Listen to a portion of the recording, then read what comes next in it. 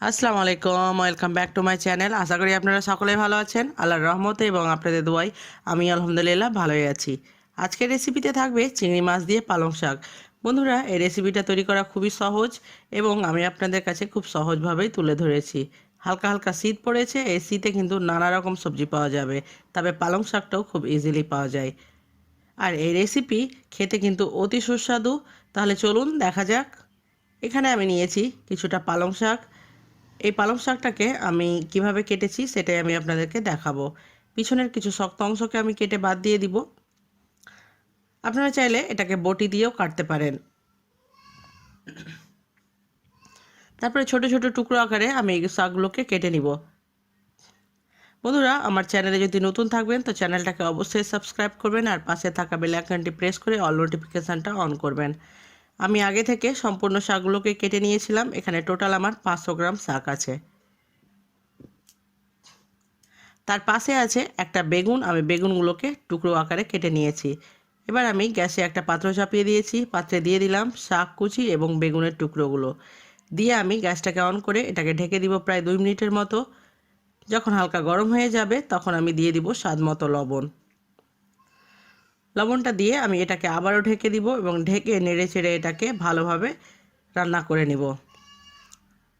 ঢাকনা খুলব। এবার চেক করব যে আমার বেগুন এবং শাকগুলো টোটালি কিন্তু সিদ্ধ হয়ে গেছে। দেখতে পাচ্ছেন।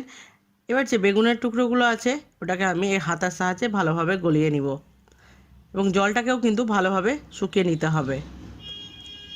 এবার আমি কড়াই চাপিয়ে দিয়েছি, গ্যাসের উপরে দিয়ে দিব 2 টেবিল চামচ মতো সরিষার তেল।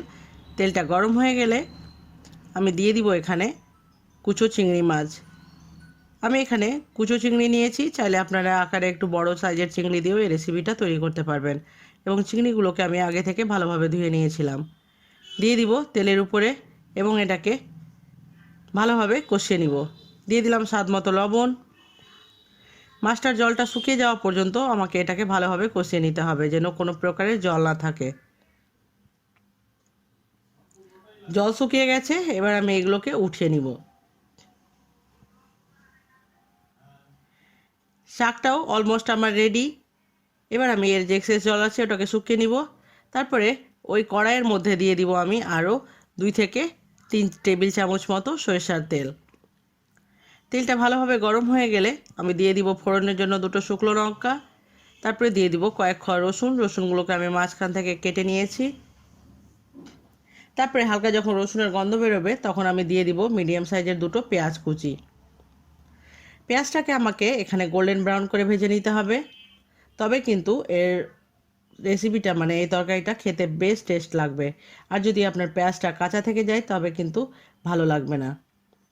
পেঁয়াজটাকে আমাকে চুলোর আঁচটা মিডিয়াম টু লোয়ে রেখে এটাকে ভেজে নিতে হবে ভালোভাবে।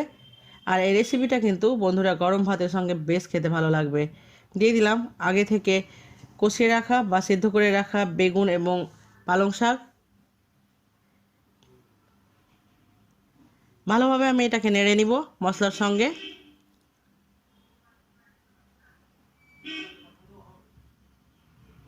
ভালোভাবে যখন নাড়া হয়ে যাবে তখন আমি দিয়ে দিব আগে থেকে ভেজে রাখা চিংড়ি মাছ। এই চিংড়ি মাছটা দিয়ে আমি ভালোভাবে এটাকে নেড়ে নিব এবং জলটা যতক্ষণ পর্যন্ত না শুকিয়ে যাবে এক্সেস জলটা, ততক্ষণ আমি এটাকে নাড়তে থাকবো। জল আমার শুকিয়ে গেছে, এবার গ্যাসটা বন্ধ করে আমি এটাকে ঢেকে দিব 5 মিনিটের মতো। 5 মিনিট পরে আমি এটাকে হালকা নেড়ে ছেড়ে পরিবেশন করব। বন্ধুরা, আমার এই রেসিপি আপনাদের কাছে কেমন লাগলো অবশ্যই আমাকে কমেন্ট করে জানাবেন। আর ভালো খান, সুস্থ থাকুন, আপনাদের দোয়াই আমাকে মনে রাখতে ভুলবেন না।